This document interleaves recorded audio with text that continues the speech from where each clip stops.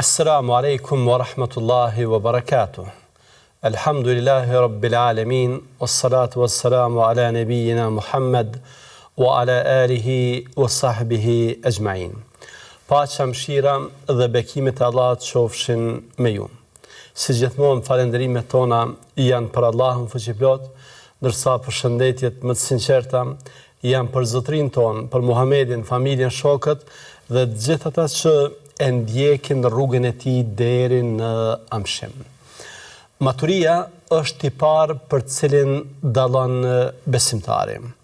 Fakti se mban përgjegjësi për fjalët dhe veprat e bën besimtarin që para se të flet të mendohet mirë dhe para se të ndërmerr ndonjë veprim të mendohet mirë për pasojat.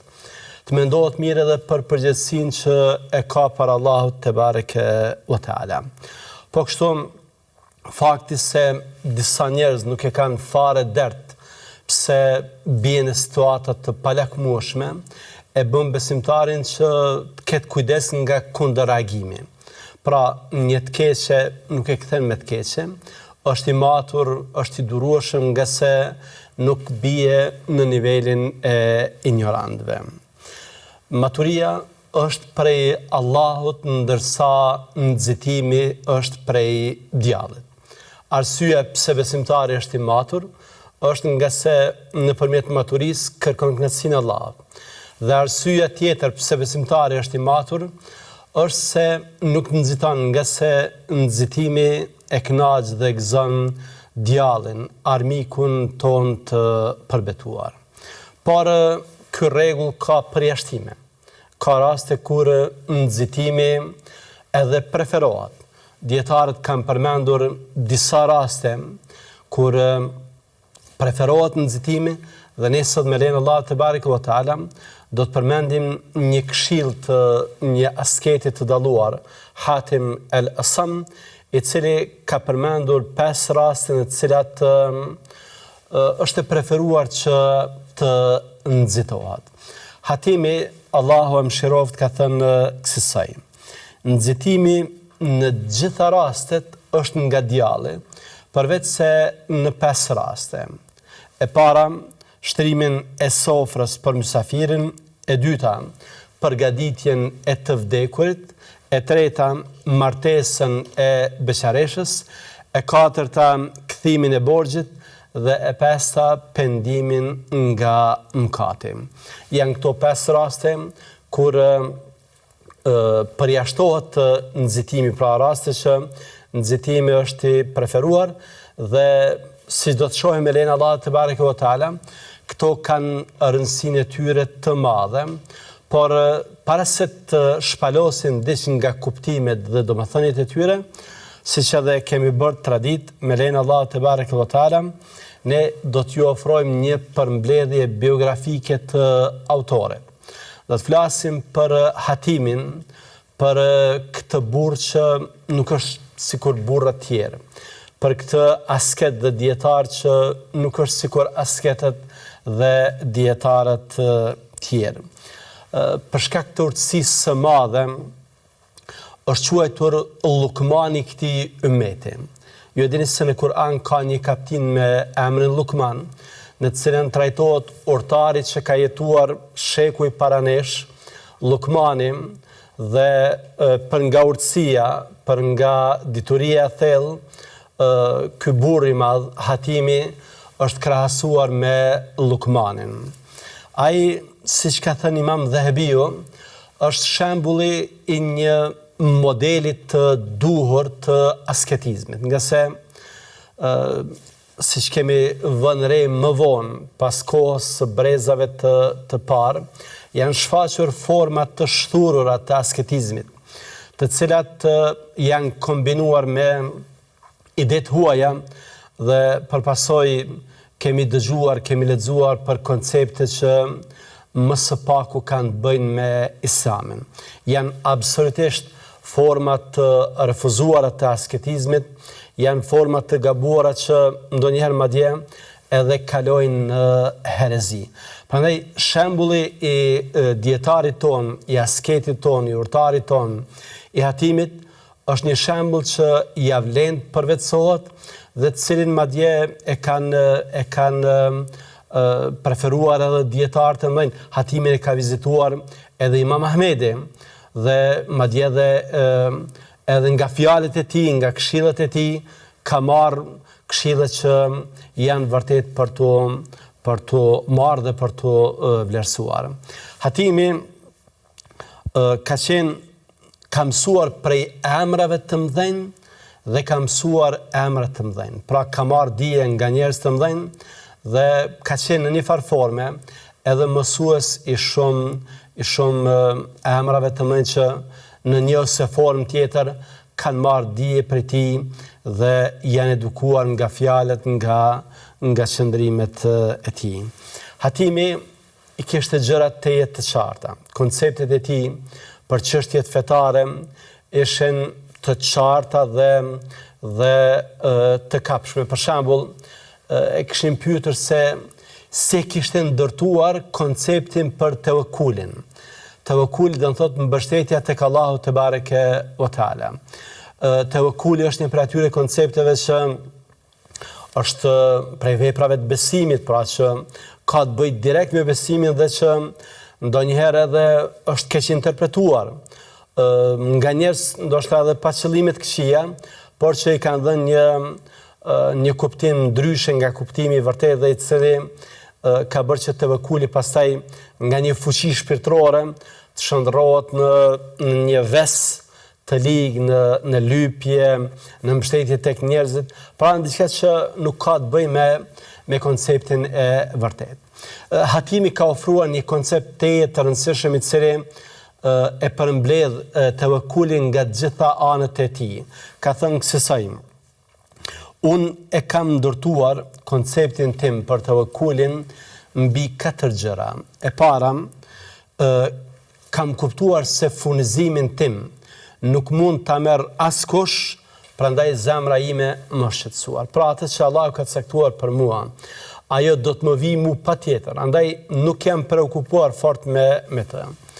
E dyta, kam kuptuar se veprën time nuk mund ta bëj askush, prandaj jam angazhuar me të.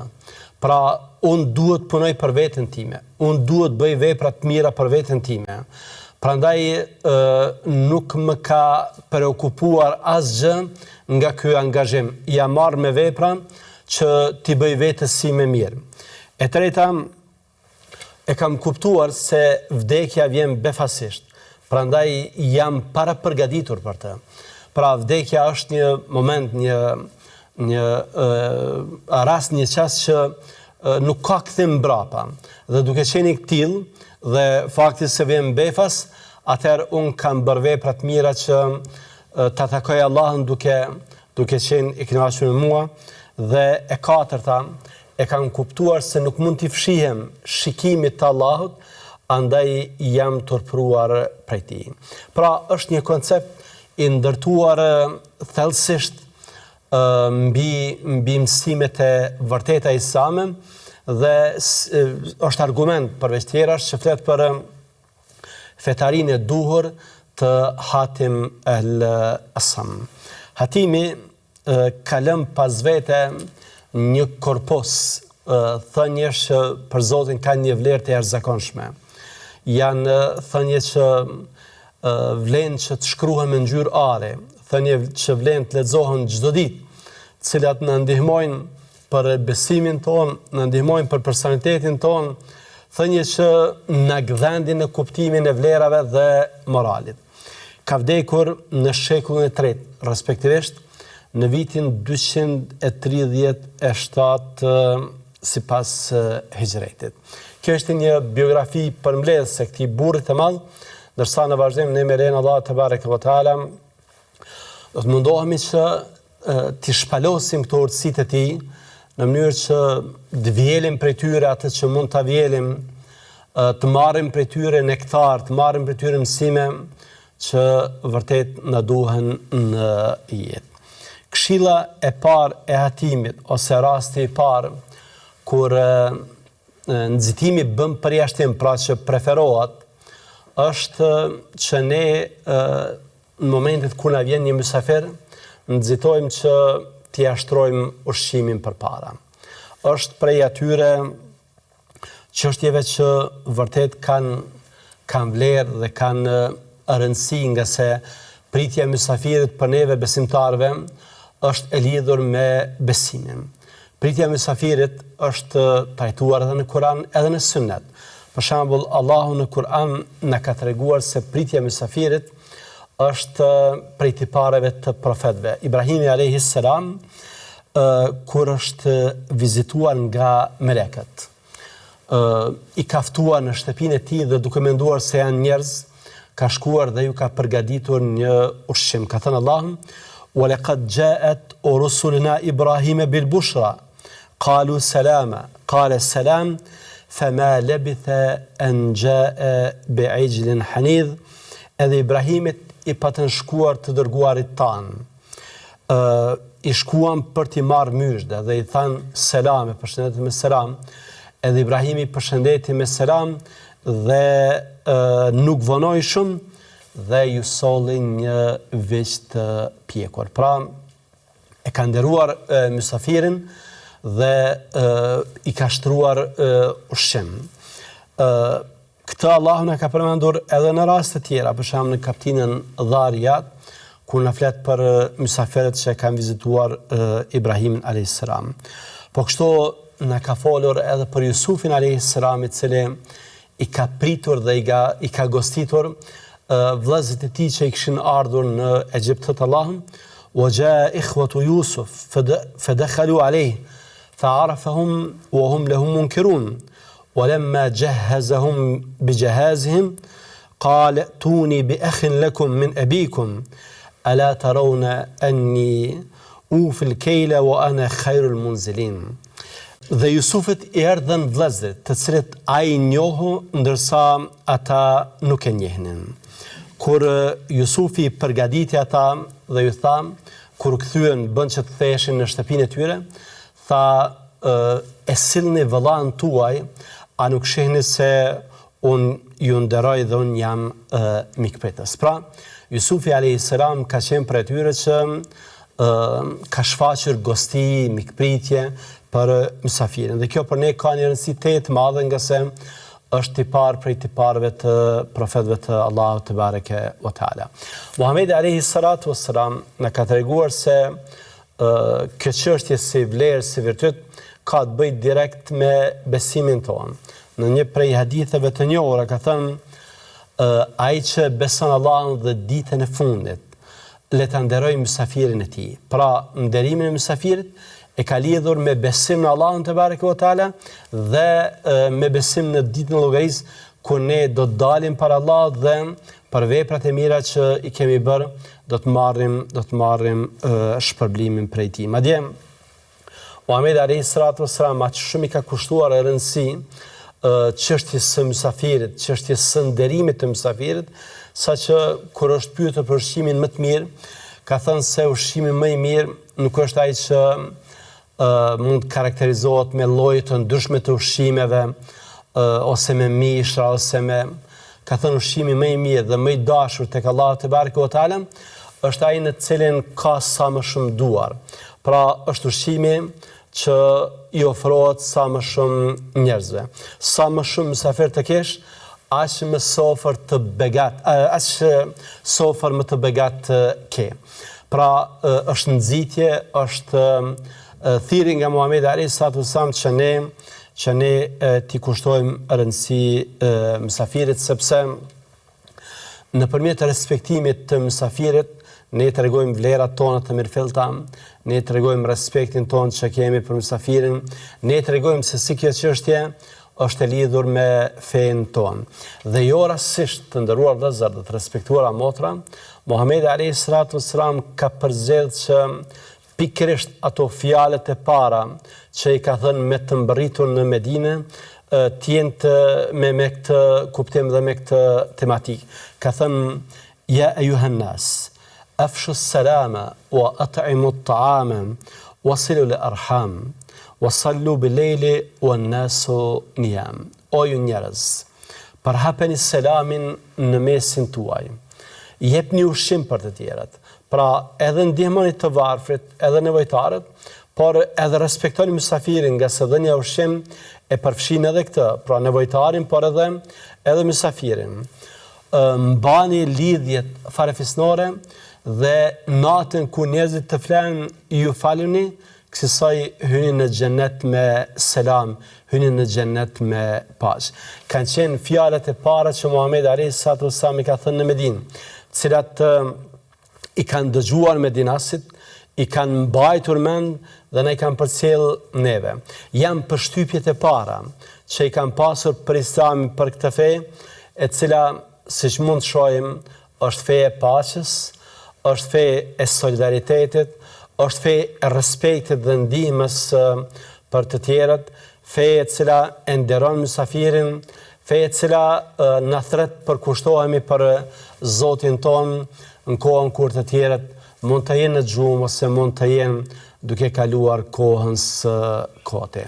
Ne po bëjmë këtu një pushim të shkurtër me lejen e Allahut te barekuhu teala për të rikthyer sërish me këshillat tjera të Hatimit, qëndroni me ne.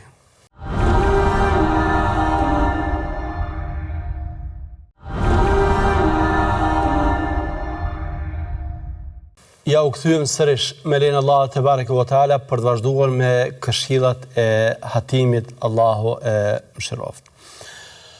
Hatimi në mesin e 5 gjërave që ka përmendur që nxitimi mund të jetë i lëvduar, ka përmendur edhe çështjen e përshpejtimit të përgatitjes kufomës, përgatitjes xhenazës. Siç e dim, vdekja është një caktim i pashmangshëm. Është prej atyre caktimeve që nuk ndryshojnë. Prandaj si besimtar ne jemi të thirrur që çdo herë të jemi të përgatitur për të, edhe për faktin se vdekja vjen befasisht. Prandaj na duhet që të bëjmë vepra të mira, të shtojmë veprat e mira në mënyrë që Allahu te bareke u teala të jetë i kënaqur me ne. Vdekja është ndarje nga kjo botë për në tjetrën. Prandaj është si thuash një moment i cili kërkon përveç përgatitjes son si individ për vdekjen, kërkon edhe përgatitje për kryerjen e atyre ritualeve fetare që kanë të bëjnë me të vdekurin.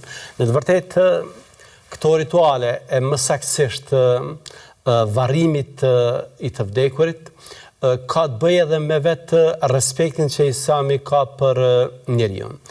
Ashtu siç njeriu respektohet i gjallë, respektohet edhe duke qenë i vdekur. Dinjiteti i tij, emri i tij, reputacioni i tij duhet të ruhen edhe për së vdekurit. Për këtë arsye, sharja, ofendimi, përmendja për të keq e të vdekurit është mëkat dhe trajtohet ngjashëm sikur me sharrë se fyer një gjallë. Po kështu nuk lejohet që ai të mos trajtohet në mënyrën që e meriton, e më saktësisht të mos varroset, nga se kjo do ta ulte, do ta nënçmonte, nuk do t'jep të vlerën që meriton si një njeri. Allahu te bareke ve teala në Kur'anin famadh ka përmendur të çështje edhe në rastin e rrëfimit të bijve të Ademit alayhis salam, Kabilit dhe Habilit, të cilët siç dihet kanë pasur një konflikt që ka mbaruar, ka përfunduar me vrasjen e njërit prej tyre. Allahu te bareke ve teala ka përmendur çështjen e varrimit pikërisht në këtë rast të Allah. فبعث الله غرابا يبحث في الأرض ليريه كيف يواري سوءة أخيه. Kur ai e mbyti vëllain, Kabili e mbyti Habilin, atëherë Allahu te bareke ve teala dërgoi një korb, i cili e mbyti një korb dhe filloi që të gropante, ta varroste atë, që t'ja bëj me dije njeriu se si duhet ta mbuloj turpin e vet. Pra atë veprën që ka bërë, veprën e pahishme, ose se si duhet ta mbuloj trupin e vëllait të tij, pra e ka mbytur, por tani ajo që duhet bërë është që të varroset dhe duke marrë për argument këtë ajet, Imam Kurtubiu, Allah mëshiroft, ka thënë se është detyrë dhe obligim që i vdekurit të varroset në tokë. Pra, nëpërmjet varrosjes ne shfaqim respektin ton që kemi për njeriu dhe në të vërtetë shfaqim ato vlerat islame që e respektojnë njeriu duke qenë i gjallë edhe duke qenë i vdekur. Muhamedi alayhi salatu wassalam në kanë nxitur që me rastin e vdekjes së njeriu ne të nxitojmë me përgatitjen e kufomës së tij për ta varrosur. Ka thënë kësaj nxitoni me xhenazën, me përgatitjen e saj, sepse nëse është prej njerëzve të mirë, atëherë ju po e dërgoni në një vend që është edhe më i mirë. E nëse është prej të tjerëve, atëherë ju po e largoni një të keqe nga qafët tuaja, pra ju po e varrosni dikë dhe njerëzit do të jenë të qetë prej tij. Nga se pejgamberi alayhi salam se qëndron në një hadith tjetër të sakt, ka thënë për të vdekurin, është mustarihun au mustarahun min, është dikush që pushon nga dhimbjet e kësaj dynjaje, pra shkon në një vend që është më i mirë, ose Allah na ruajt nëse ka qenë i keq, atë njerëzit janë ata që pushojnë prej të ligave të tij, prej të këqijave të tij. E rëndësishme është që në këtë hadith Muhamedit alayhi salatu wasallam që cituam, ne marrim këtë mësimin për shpejtuar me përgatitjen e funeralit, përgatitjen e varrimit, sepse kjo ka të bëjë edhe me respektin për vetë të vdekurin. Në një hadith tjetër që për hir të së vërtetës nuk është konfirmuar senedi i tij se i sakt, qëndron se kur dikush të vdes, atëherë mos e shtyeni varrimin, por nxitoni që ta dërgoni në varrin e tij. Pra është një mësim që ka të bëjë me nxitimin për ta varrosur dhe se vonesat që ndonjëherë bëhen qëllimshëm janë të refuzuara dhe të gabuara. Hoxha i mirënjohur, Hoxha Muhammed bin Saleh El Uthaymin, Allah mëshiroft, ka thënë, duke folur për këtë temë, do doja që tërheq vëmendjen për një çështje që ka filluar të përhapet në mesin tonë, e që është vanimi i ceremonisë së varrimit derisa të tubohen familjar të vdekurit. Ndonjëherë kjo, thot Hoxha, zgjat me 2 ose 3 ditë dhe kjo është e gabuar. Është një ceremoni, është një dukuri, më falni, që fatkeqësisht është duke përhapur edhe në mesin tonë. Ne shohim se si ndonjëherë për të pritur një familjar që jeton larg, duhen 1 ditë, 2, 3, ndonjëherë edhe më shumë, dhe kjo sigurisht se është gabim, nga se i vdekuri duhet që të nderohet dhe nderimi i tij është që para se të fillojë të dekompozohet, të shpërbëhet, të fillojë të kalbet trupi, që njerëzit mos neveritën prej tij, atëherë duhet që ai të varroset. Pastaj Hoxha vazhdon dhe shpjegon, thotë, sikur çështja kishte të bënte me një vonesë disa orëshe, për shembull ka vdekur para namazit të drekës dhe për shkak se njerëzit mund të jenë në puna dhe mund të mos bëhet xhamat shumë për të vdekurin, atëherë lejohet që të shtyhet ceremonia deri në namazin e ikindis, po lejohet të shtyhet kjo, por jo të bëhet më shumë dhe në këtë rast shtyrja është bërë që është disa orëshe dhe është bërë thjesht që të bëhet xhamat më shumë që i vdekurit përfitojnë nga lutjet e tyre. Pra, ajo që neve duhet ta kemi parasysh është që nxitojmë me çështjen e varrimit dhe të mos presim të tjerët, dhe ne kemi pasur rastin që kemi dëgjuar për dietar, për biografitë të tyre, se si kanë kërkuar, kanë lënë testament që pas vdekjes së tyre të mos pritet, madje të mos priten as vlladet e tyre, por të varrosen sa më shpejt që t'jetë e mundur. Hoxha i nderuar Muhammed bin Saleh Al Uthaymin ka përmendur edhe një çështje që konsideroj se ka vendin dhe që sikur shuan një kurreshti ose një dert ose një merak të dikujt. Nëse dikush nuk ka arritur që t'ia falë namazin e xhenazës ende pa u varrosur, atëherë nuk do të thotë se nuk e ka këtë mundësi që t'ia falë xhenazën pasi që t'jetë varrosur. Të shkoj tek varri i tij dhe t'ia falë xhenazën, dhe argument për këtë hoxha ka përmendur vetë rastin e Muhamedit alayhis salatu wassalam, të cilit nuk i kanë treguar për rastin një gruaje e cila e ka pastruar xhamin. Ka vdekur, pastaj kanë përshpejtuar për varrosin e saj dhe nuk i kanë lajmëruar Muhamedit alayhis salatu wassalam.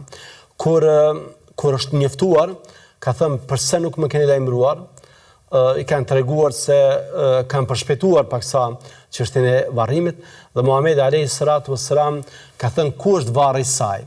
Ka shkuar tek varri i saj dhe i ka falur xhenazën, dhe këtë argument hoxha e ka marrë bazë për ata që nuk kanë arritur t'ia falin xhenazën me kohë një të vdekuri, se këtë mund ta bëjnë duke shkuar tek varri i tij. Pra, ajo që kërkohet prej nesh është që të mos e vonojmë së tepërmi varrimin e të vdekurit, nga se kjo nuk i bëhet nder të vdekurit. Kjo nuk e respekton të vdekurin. Kjo madje mund të jetë shkak që veçmas kur koha është vape madhe dhe ku foma mund t'i ekspozohet prishjes, mund t'a bëjt neveritshme dhe njerëzit pastaj në vend të atyre lutjeve, në vend të atyre duave që duhet t'i bëjnë, Allah na ruaj, mund të thonë ndonjë fjalë që është përgojim, është prishur xhenazja, dhe kjo mund të ketë pastaj pasojë.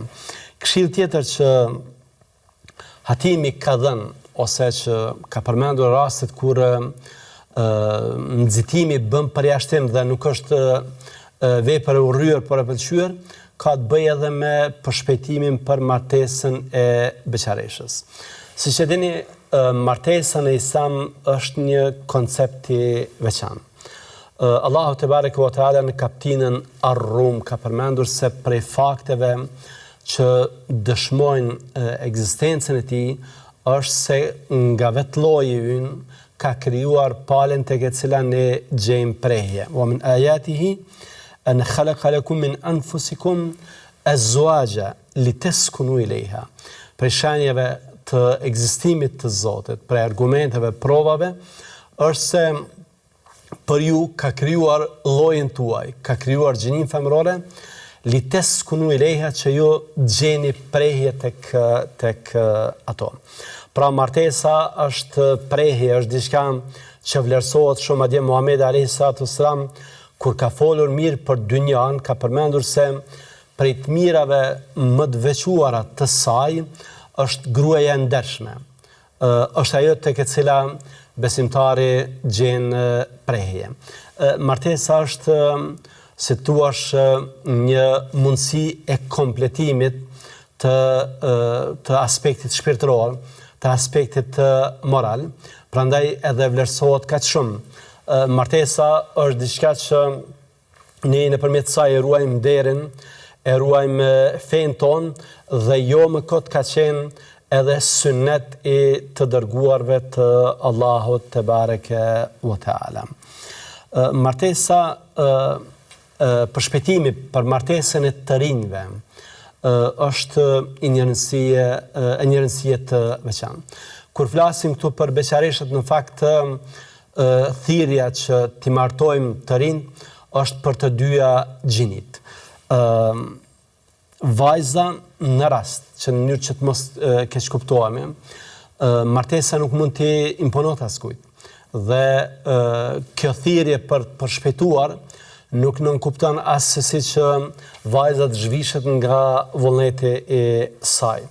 Është përmendur në Sunenin e Abu Davudit nga sahabiu i nderuar Abdullah bin Abbas radiallahu anhuma se një vajzë kishte ardhur tek pejgamberi alayhi salatu wassalam dhe ishte ankuar për martesën e saj. Muhamedi alayhi salatu wassalam i kishte dhënë mundësi që ajo të përcaktojë të zgjedhte, o të vazhdonte martesën, o ta prishte atë. Pra kjo është argument se vajza ka të drejtën e saj të përzgjedhjes dhe se martesa, madje siç ka thënë hoxha jon Muhammed bin Salih Al Uthaymin, Allah më shërof, nuk mund t'i imponohet asaj.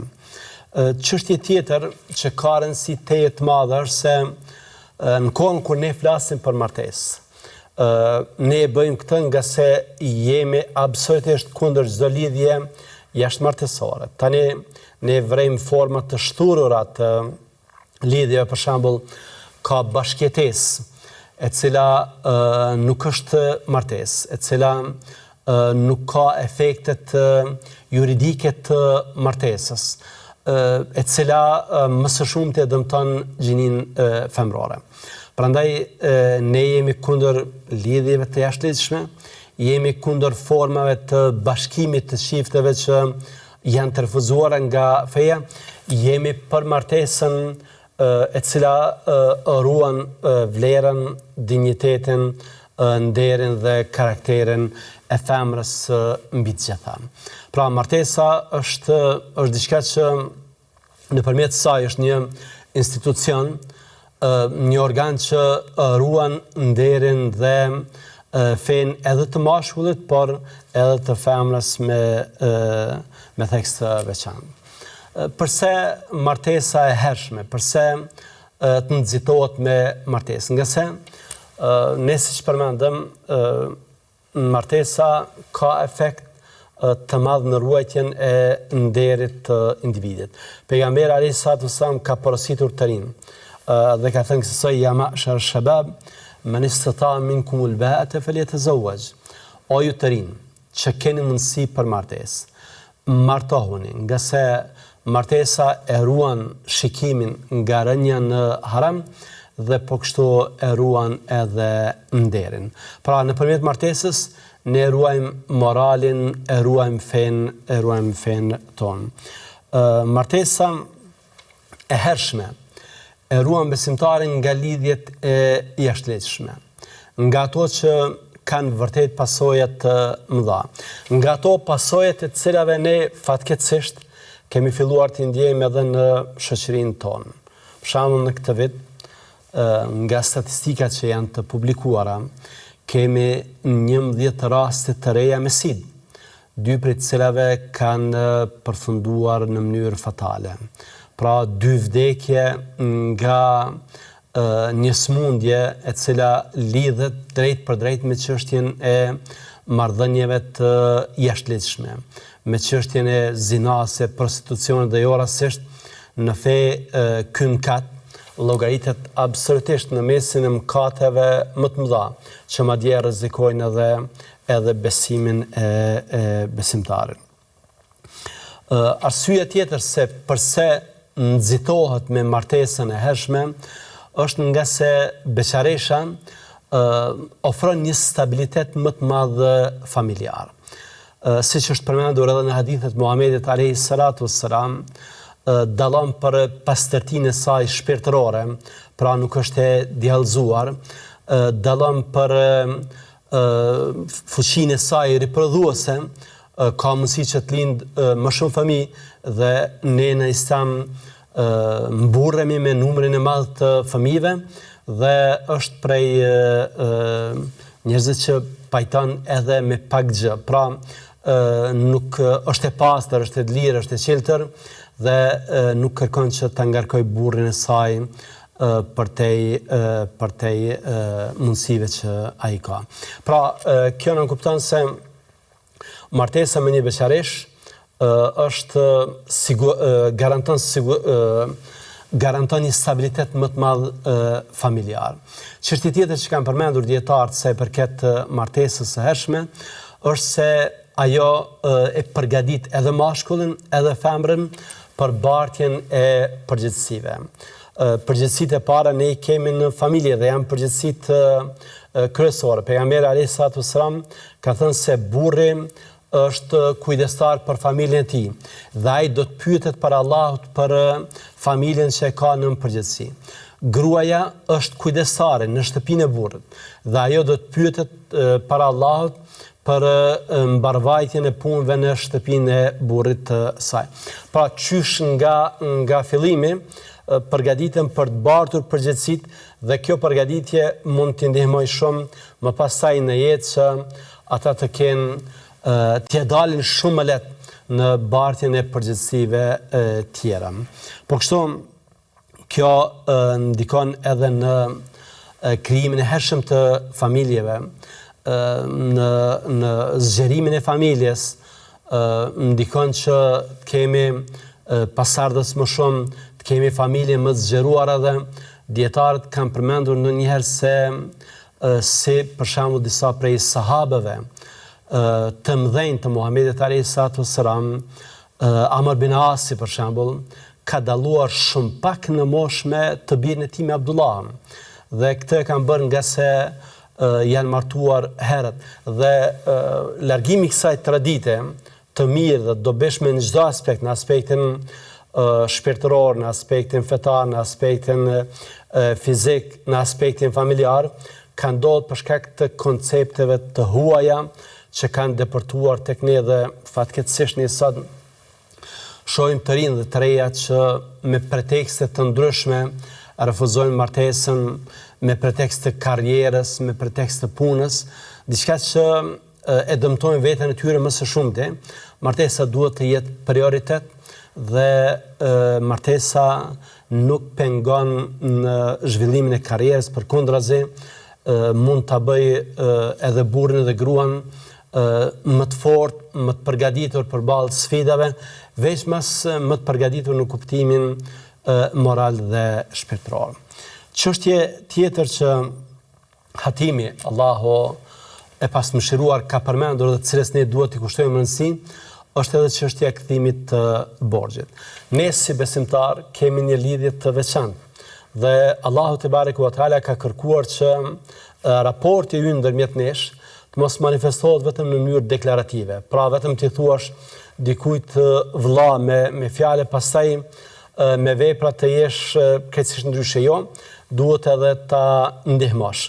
Dhe fakti që duhet ta ndihmojmë njëri tjetrin, nuk kupton se kjo është ajo forma e lejuar fetare, sikur që ka forma tjera që feja I ka ndaluar, për shembull ndihmat që pastaj përkthehen në kamata janë të ndaluara. Ti ofrosh dikujt një ndihmë materiale e pastaj të kërkosh që kthimi I asaj ndihme të bëhet në formë të shumëfishuar, kjo është e ndaluar.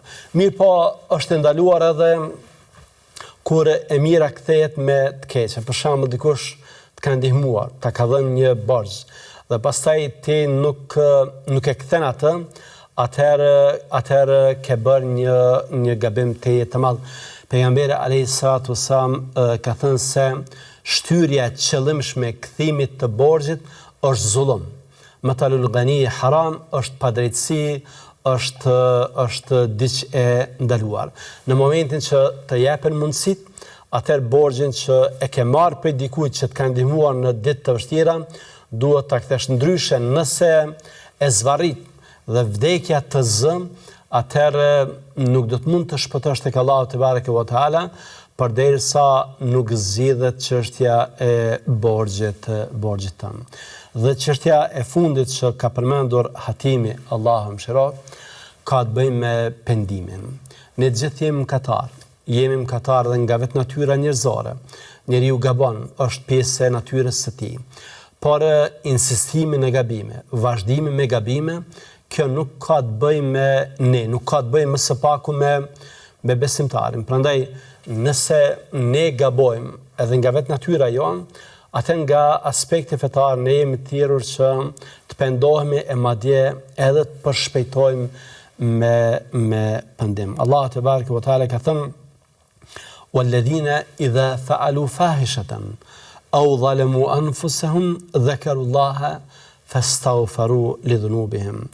Dhe ata besimtarë që kur bëjnë ndonjë vepër të pahishme, ose i bëjnë vetës së tyre zullum me gjunahem, ata kujtojnë Allahun dhe kërkojnë falje. Pra nuk ngulin këmbë në mëkat, përkundrazi nxitojnë që pendohen nga se siç ka përmendur Allahu në mënyrë tekstuale, që pendimi të jetë i pranuar nuk duhet të shtyhet. Ka thënë Allahu: "Innamat tawbatu 'ala Allahi lilladhina ya'maluna as-su'a bijahala, thumma yatubuna min qarib." Vërtet, pendimin Allahu e pranon kur besimtarin bën kat nga ignorancë, nga mosdia, dhe në momentin që kupton se ka bërë mëkat, atëherë ai nxiton që të pendohet.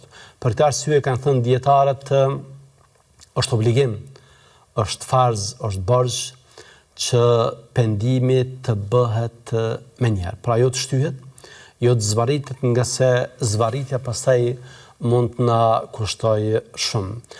Këtë mundësi e kemi sa të jemi gjallë. Allahu te bareke ve teala e pranon pendimin ton deri në frymëmarrjet e fundit, prandaj të nxitojmë, të përshpejtojmë me pendim, nga se nuk e dim kur na vjen vdekja, dhe një pendim mund të shlyhet kaluarën tonë dhe kësaj mund të shpëtojmë tek Allahu te bareke ve teala. Allahun e lutim që Allahu të na bekoj për pendim, Allahu të na hap mundësinë e pendimit në mënyrë që të mos privohemi nga falja dhe mëshira e tij. Allahun e lutem që Allahu të na ketë në mbrojtjen dhe sigurinë e tij. Assalamu alaikum wa rahmatullahi wa barakatuh.